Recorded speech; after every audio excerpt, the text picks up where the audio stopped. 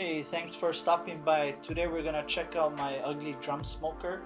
It consists of a 55-gallon metal drum and the Weber barbecue cover.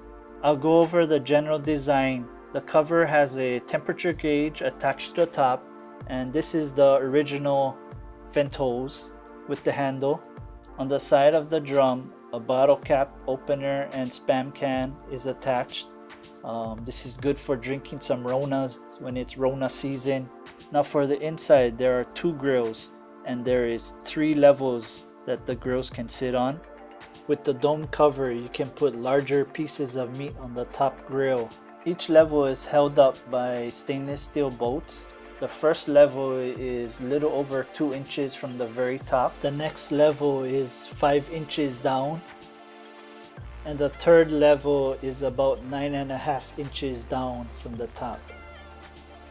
There is side doors that you can open up to access the lower levels, and also in the middle, this circular grill can be removed.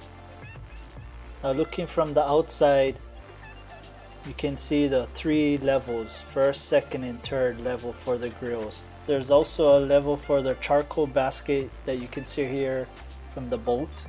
For this design, there is 2 venting systems. One is shown here on the side.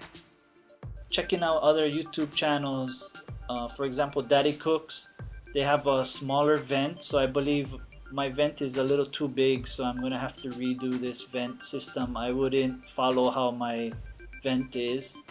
There's other videos out there that show better designs.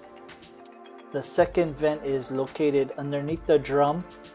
This would require propping up the drum with maybe some bricks.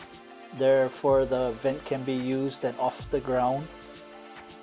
Now taking a look back inside, this is the charcoal basket.